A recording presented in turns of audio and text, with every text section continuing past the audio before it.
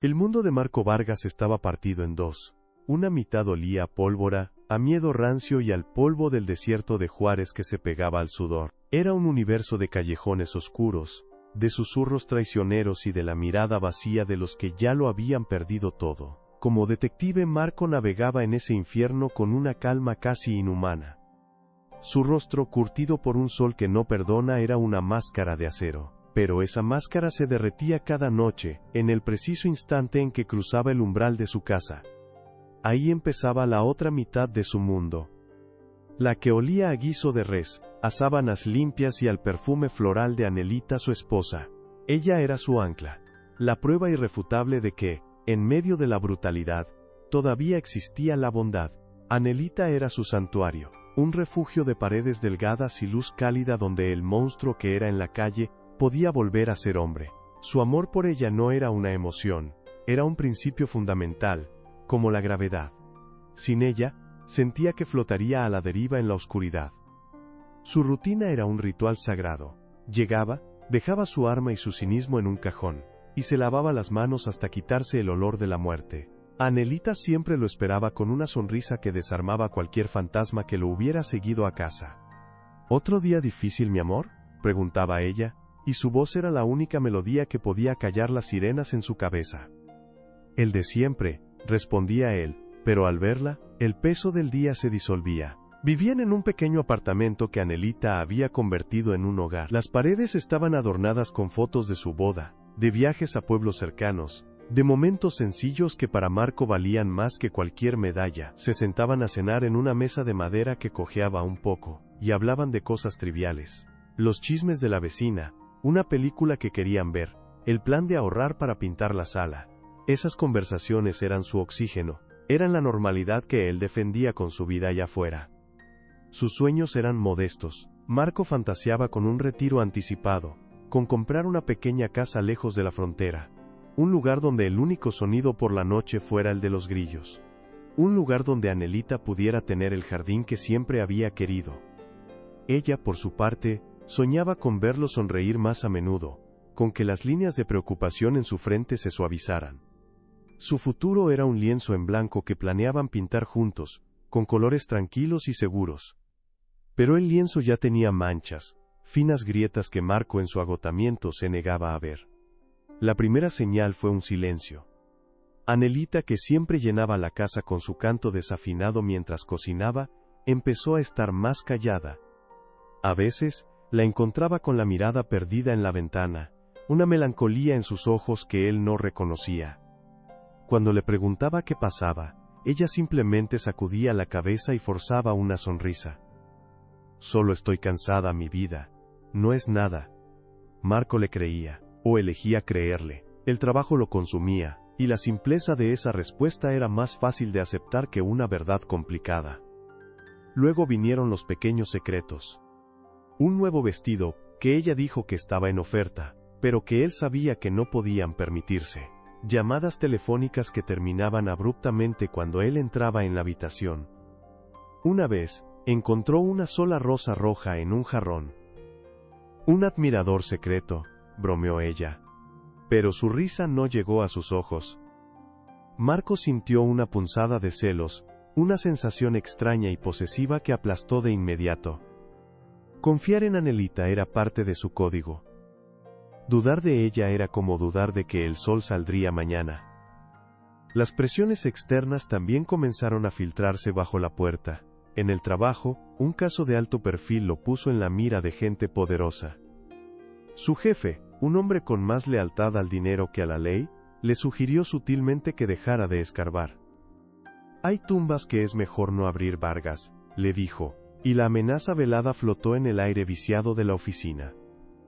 Por primera vez en años, Marco sintió miedo, no por él, sino por lo que ese peligro podría significar para la seguridad de su hogar. Empezó a trabajar más horas, usando la excusa de que necesitaban el dinero extra. La verdad era que la calle, con sus reglas claras de violencia y supervivencia, le parecía más sencilla de manejar que la creciente complejidad de su propio santuario. Las cenas juntos se volvieron menos frecuentes, las conversaciones se acortaron, el cansancio se convirtió en una barrera invisible entre ellos. Una noche, al llegar a casa, un aroma desconocido lo golpeó. No era el perfume de Anelita. Era una colonia masculina, cara y persistente, flotando débilmente en la sala. Ella lo recibió con un beso rápido, casi evasivo. Dijo que un vendedor había venido a ofrecerle unos productos. La explicación era plausible, pero la tensión en sus hombros contaba otra historia. Marco no dijo nada. Se tragó la duda como un trago amargo, culpando a su propia paranoia, un efecto secundario de su profesión. Él era un detective entrenado para ver patrones, para conectar puntos que nadie más veía, pero en su propia casa era ciego, ignoraba los silencios, racionalizaba las mentiras, minimizaba las señales de advertencia, se aferraba a la imagen de la vida perfecta que había construido, convencido de que su amor era un escudo lo suficientemente fuerte para protegerlos de todo. Creía que tenía el control. Se repetía a sí mismo que todo estaba bien, que solo era una mala racha, que el estrés del trabajo y los problemas de dinero los estaban afectando, como a cualquier pareja. Que Anelita seguía siendo su Anelita, su ancla, su mundo entero. Fue la calma antes de que el suelo se abriera bajo sus pies. La estabilidad que tanto atesoraba ya no era más que un recuerdo, una fotografía descolorida de un tiempo que, sin que él lo supiera, ya se había terminado. El golpe llegó una noche de martes. No con una explosión, sino con un silencio antinatural y helado que recibió a Marco en cuanto abrió la puerta. No olía a guiso. No había luz en la cocina. El aire estaba quieto, pesado. Su corazón, esa máquina de acero forjada en las calles, se detuvo por un instante. Anelita, llamó, y su propia voz sonó extraña, una intrusa en el vacío. Avanzó con la cautela de un animal de presa. La mesa del comedor estaba a medio poner. 2 platos, 2 copas, una silla, volcada en el suelo, y junto a ella, una mancha de color carmesí, una sola rosa roja, aplastada contra la madera, sus pétalos magullados como una herida abierta. Sus manos, que minutos antes habían sostenido un arma con firmeza, comenzaron a temblar. La respiración se le aceleró, convirtiéndose en un jadeo corto y superficial. Sintió un peso en el pecho, como si el mundo entero se hubiera derrumbado sobre él. No había nota, no había señales de lucha. Solo la ausencia ensordecedora de la mujer que era su universo. Horas más tarde, su teléfono vibró, un número desconocido. El mensaje contenía una sola imagen: Anelita, sentada en un cuarto oscuro, con los ojos vendados. No parecía herida, pero su postura era rígida, una estatua de terror. Debajo de la foto, un texto que le quemó las entrañas, asterisco. Tu ángel ahora canta para otro santo, asterisco. No era un secuestro más. Era una burla. Una invasión directa a su alma. La furia, fría y afilada, reemplazó al pánico. El detective despertó, desplazando al esposo destrozado. La investigación oficial fue una farsa. Un laberinto de burocracia, de miradas evasivas, y de un miedo palpable en la comisaría. Su jefe le dio una palmada en la espalda y le ofreció todo el apoyo, pero sus ojos decían otra cosa. Decían: estás solo, Vargas, y te metiste con la gente equivocada. Marco entendió, la ley que había jurado proteger no iba a salvarla. Así que cruzó la línea. Se sumergió en el inframundo de Juárez que también conocía, pero esta vez no como policía, sino como un hombre desesperado. Se reunió con informantes en cantinas grasientas que apestaban a cerveza barata y a desesperación. Pagó con favores que manchaban su placa y su conciencia. Cada pista era un callejón sin salida, cada rostro un muro de silencio. El desierto parecía haberse tragado a su esposa. Y entonces, los mensajes continuaron. El secuestrador, a quien los soplones llamaban el poeta, parecía disfrutar de un juego sádico. Ya no eran fotos, sino fragmentos de audio. Marco los escuchaba en la soledad de su apartamento vacío, con el eco de la risa de Anelita persiguiéndolo. Pero la voz en las grabaciones no era la que él esperaba. No había gritos. No había súplicas. En el primer audio, la voz de Anelita sonaba, calmada, casi íntima. Hablaba de un libro. Siempre me ha gustado cómo describe el mar, decía ella, y se oía una risa masculina de fondo, suave, cómplice. Marco sintió una náusea helada. ¿La estaban drogando? ¿La estaban quebrando psicológicamente? El segundo audio lo destrozó. Era solo la voz de ella susurrando. A veces sentía que me estaba volviendo invisible. Un silencio. Contigo vuelvo a tener color. La duda. Empezó como una pequeña fisura en el monolito de su amor, y se extendió como una telaraña, envenenando cada recuerdo. ¿Estaba luchando por salvar a una víctima o por recuperar a una traidora? La paranoia se convirtió en su única compañera. Dejó de dormir. Su apartamento se transformó en una guarida de obsesión. Las paredes cubiertas de mapas y notas. Cada foto de ellos juntos parecía una mentira. Su sonrisa. Una máscara. Semanas después, un informante tembloroso, ahogado en deudas de juego, le dio la pieza que faltaba. Una casa de seguridad abandonada en las áridas afueras de la ciudad. Un lugar donde ni Dios se atrevía a mirar. Marco fue solo. Irrumpó con la furia de un animal herido, con el arma en la mano y el sabor a sangre en la boca. Esperaba un enfrentamiento. Esperaba encontrarla atada llorando. La escena que encontró fue peor que cualquier bala. La casa olía a ajo y a cebolla frita. Anelita estaba de espaldas a la puerta, frente a una estufa, tarareando una canción que él no conocía. No estaba atada. Vestía un sencillo vestido amarillo que Marco nunca le había visto. Sentado a la mesa, un hombre la observaba. Era carismático, con una calma peligrosa en su mirada. El poeta. Y la miraba con una ternura, con una adoración que Marco no había visto en el rostro de nadie en años. Cuando Marco gritó su nombre, Anelita se giró. Y en sus ojos no hubo alivio. Hubo pánico. «Marco, ¿qué haces aquí?». Su voz fue un susurro aterrorizado. El poeta se levantó lentamente, sin mostrar miedo, solo una especie de lástima. «No tenías que venir, detective», dijo con voz suave. Pero Marco solo tenía ojos para ella, la mujer por la que había quemado su mundo. «¿Te hizo daño?», preguntó, su voz rota. Anelita negó con la cabeza. Las lágrimas rodaron por sus mejillas, y entonces, pronunció las palabras que demolieron los cimientos de su existencia. «Él no me secuestró, Marco», confesó, su mirada clavada en el suelo. «Yo vine con él». La rabia que había sido su combustible se evaporó, dejando un vacío gélido. El dolor era tan agudo, tan físico, que le costaba respirar. Vio su vida entera, sus sacrificios, su amor incondicional, convertirse en cenizas frente a él. Matarlos, la idea cruzó su mente, un relámpago rojo y violento. Sería fácil. Un regalo.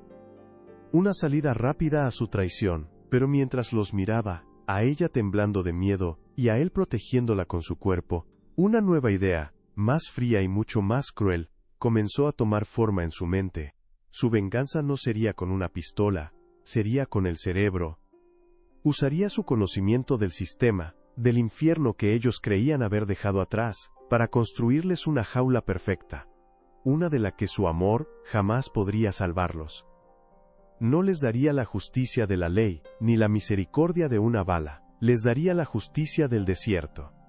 Marco no dijo nada, no hubo un grito, ni una amenaza. Simplemente se dio la vuelta. Cada paso hacia la puerta era un universo de dolor. El olor a ajo y cebolla, el aroma de una vida doméstica que no era la suya, se le pegó a la piel como una mortaja. Dejó atrás el susurro aterrorizado de Anelita, y la mirada compasiva del poeta, una compasión que era el peor de los insultos. El viaje de regreso a la ciudad fue un borrón de luces de neón y oscuridad. Condujo en un silencio absoluto, con las ventanas cerradas, atrapado con el fantasma de la mujer que había amado. El apartamento lo recibió con su frialdad de tumba. Las fotos en las paredes se burlaban de él. Una imagen de su boda, con Anelita sonriendo, con una luz en los ojos que él creyó que era solo para él. Ahora veía la mentira en cada píxel. Arrancó la foto del marco, la arrugó en su puño hasta que el papel se clavó en su palma. Pero no la rompió. La alisó sobre la mesa, observando el rostro arrugado de la mujer que era, a la vez, su todo y su nada. El dolor era un océano negro, y por un momento, se dejó ahogar. Se derrumbó en una silla, el peso de la traición aplastándole el pecho, robándole el aire. ¿Cuánto tiempo llevaba ella planeándolo? ¿Cuántas de sus sonrisas habían sido una farsa? ¿Cuántos de sus te amo habían sido ecos vacíos? Pero en el fondo de ese océano de dolor, el detective seguía vivo. La pena se fue enfriando, solidificándose, convirtiéndose en algo duro y afilado como el acero. Se levantó y se sirvió un vaso de tequila. El ardor en su garganta fue un ancla a la realidad. Se miró en el reflejo oscuro de la ventana. El rostro que le devolvió la mirada ya no era el de un esposo roto. Era el de un cazador. Su mente, entrenada para encontrar patrones en el caos, empezó a trabajar. Descartó la emoción como si fuera una pieza de evidencia contaminada. Analizó la escena. La calma de el poeta. La forma en que protegía a Anelita. No era un matón cualquiera. Tenía poder, una confianza que venía de saberse intocable. Y Anelita, ella no era una víctima, era una elección, había elegido ese mundo, había elegido a ese hombre. Muy bien, si ese era el mundo que quería, él se lo daría. Con todo su infierno incluido. Durante los siguientes días, Marco se movió como una sombra. En el trabajo pidió una licencia por estrés personal. Nadie hizo preguntas. Su rostro era una máscara impenetrable. En casa, convirtió su sala en un centro de operaciones. El mapa de Juárez, antes cubierto con notas sobre el secuestro, ahora se llenaba de nuevas conexiones. Territorios. Rutas de trasiego. Nombres. El poeta, cuyo nombre real era Ricardo Solís, no era un capo, era algo más peligroso. Era el estratega de un pequeño pero creciente cártel, La Sombra. Un hombre que prefería la inteligencia a la fuerza bruta, un hombre respetado, y por lo tanto, un hombre con enemigos. El plan de Marco era de una simplicidad brutal. No usaría la ley. La ley era lenta, corrupta, imperfecta. Usaría un código mucho más antiguo y efectivo. El del desierto. En ese mundo solo había un pecado imperdonable. Ser un soplón. Un traidor. Su primer movimiento fue llamar a un viejo contacto, un periodista alcohólico que le debía la vida. No le dio información, solo le hizo una pregunta. ¿Quién le tiene más ganas a la sombra en este momento? La respuesta fue un nombre. Los halcones. Un grupo más viejo, más violento, que veía el ascenso de Ricardo Solís como una amenaza directa a su negocio. El segundo paso fue crear la mentira. Una mentira perfecta, envuelta en suficiente verdad para ser creíble. Pasó noches enteras, revisando archivos antiguos, conectando fechas de operaciones de la DEA con los movimientos conocidos de Solís. Encontró 3 instancias en las que una redada antidrogas había beneficiado indirectamente a la sombra. Coincidencias, probablemente. Pero en el paranoico mundo del narco, no existían las coincidencias. La pieza final de la trampa tenía que ser física, irrefutable. Necesitaba plantar algo en el nido de los amantes. Sabía que era un riesgo suicida, pero la idea del miedo en sus ojos era un combustible más potente que la propia supervivencia. Esperó una noche de luna nueva, una oscuridad que se tragaba el desierto. Se vistió de negro, el corazón latiendo con un ritmo frío y constante. Forzó la cerradura de la puerta trasera de la casa, con la habilidad de los hombres que solía arrestar. Dentro, el aire estaba cargado con el perfume de ella. Vio un vestido amarillo colgado de una silla. Por un segundo la imagen de Anelita tarareando en la cocina lo golpeó, y casi flaqueó. Pero entonces vio la mesa, puesta para 2, con una sola rosa roja en un jarrón, fresca. La rabia lo enfocó de nuevo, se movió rápido. En un cajón de la cómoda, entre la ropa de ella, escondió un pequeño teléfono satelital, un modelo conocido por ser usado por informantes de la DEA. Para sellar su destino, lo envolvió en un pañuelo de seda que reconoció como de ella, sus huellas, su aroma, su sentencia. Salió sin dejar rastro. El trabajo estaba hecho. Al día siguiente, desde un teléfono público en el lado más sórdido de la ciudad, hizo la llamada. Marcó el número de un comandante de los halcones, un hombre apodado El Carnicero. Marco disfrazó su voz, haciéndola rasposa, anónima.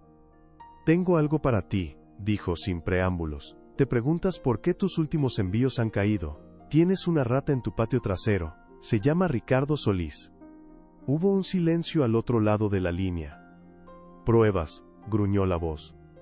Revisa sus movimientos de los últimos 6 meses. Compáralos con las redadas federales.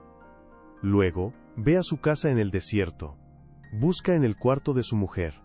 Encontrarás un regalito de sus amigos gringos. Colgó antes de que pudieran responder. El juego había terminado, o más bien, acababa de empezar. Marco regresó a su apartamento, se sirvió el último trago de tequila, y se sentó en la oscuridad, frente a la ventana. No esperaba justicia. No esperaba paz. Solo esperaba el sonido de las sirenas que nunca llegarían, y el eco de los gritos que nunca escucharía. Había construido una jaula perfecta con las mentiras de ellos y la había cerrado con su verdad, y ahora solo le quedaba observar cómo el desierto reclamaba lo que era suyo. Los días que siguieron fueron un limbo de silencio y tequila. Marco no salía. No respondía llamadas, simplemente esperaba, sentado en la oscuridad de su apartamento, con la ciudad de Juárez parpadeando al otro lado de la ventana como un monstruo de 1000 ojos. No sentía ansiedad ni anticipación, sentía un vacío absoluto. La calma que sigue a la demolición de un edificio. Sabía que las piezas que había puesto en movimiento eran implacables, como las placas tectónicas de la Tierra. El terremoto era inevitable. La noticia no llegó con un estruendo, sino con un susurro, una pequeña nota en la página 7 del periódico local. 3 días después, hallan 2 cuerpos en vehículo calcinado. Sin nombres, sin detalles. Una estadística más para una ciudad que se alimentaba de ellas. Marco leyó las palabras, dobló el periódico con una precisión metódica y lo tiró a la basura. No sintió triunfo. No sintió remordimiento. Sintió el clic final de una cerradura. El caso estaba cerrado. Un año después el aire ya no olía a pólvora. Olía a tierra húmeda y a ozono después de la lluvia. Marco Vargas vivía en una pequeña casa de adobe a cientos de kilómetros de la frontera, en un pueblo donde el evento más emocionante de la semana era el mercado de los domingos. Había renunciado a la policía el día después de leer esa nota. Se fue sin despedidas, llevándose solo lo que cabía en su viejo auto. Su rostro seguía curtido, pero ahora por el sol de un trabajo honesto, tenía un pequeño taller de carpintería. Sus manos, que antes empuñaban un arma, ahora lijaban madera, daban forma a sillas y mesas que cojeaban mucho menos que la de su antigua vida. Había construido un pequeño jardín en el patio trasero. No era el jardín de flores que Anelita siempre había querido. Era un jardín práctico, de chiles, tomates y hierbas. Cosas que sobrevivían, cosas que nutrían. A veces, algún vecino le preguntaba por su pasado. Él simplemente sonreía, una sonrisa que no llegaba a sus ojos grises, y decía que había trabajado en seguridad. Nadie insistía. Había una quietud en él, una autosuficiencia tan sólida, que la gente instintivamente sabía que no debía escarbar. No era feliz, no en el sentido luminoso de la palabra, era algo más profundo, estaba en paz, una paz forjada en el fuego, dura y resistente como el acero. Ya no era un hombre partido en 2. El detective y el esposo habían muerto juntos en ese desierto. El hombre que quedaba era uno solo. Completo. Solitario. Una tarde, mientras observaba el atardecer pintar el cielo de colores violentos, su teléfono vibró en el bolsillo. Un reflejo condicionado le tensó los músculos. Lo sacó y vio que era solo un recordatorio del calendario. Pero por un instante, recordó el último mensaje, el de el poeta. Asterisco, ganaste. ¿Quién perdió realmente? Asterisco. Durante meses, esa pregunta lo había perseguido en las noches de insomnio. Ahora bajo el cielo tranquilo, Marco finalmente tenía la respuesta. Nadie gana en el desierto. Solo se sobrevive. Y él había sobrevivido. Había tomado las ruinas de la traición, y había construido no una casa, sino una fortaleza. El dolor no había desaparecido. Se había transformado. Se había convertido en los cimientos de su nueva vida, en el mortero que unía cada ladrillo. Había aprendido la lección más brutal de todas. A veces, para reconstruirte, primero tienes que quemarlo todo. Y desde las cenizas, Con paciencia y coraje, puedes levantarte. No como eras antes, sino como la persona que necesitabas ser para seguir adelante. Comenta desde qué país estás viendo este video. Y si quieres escuchar más historias de coraje y renacimiento, suscríbete al canal.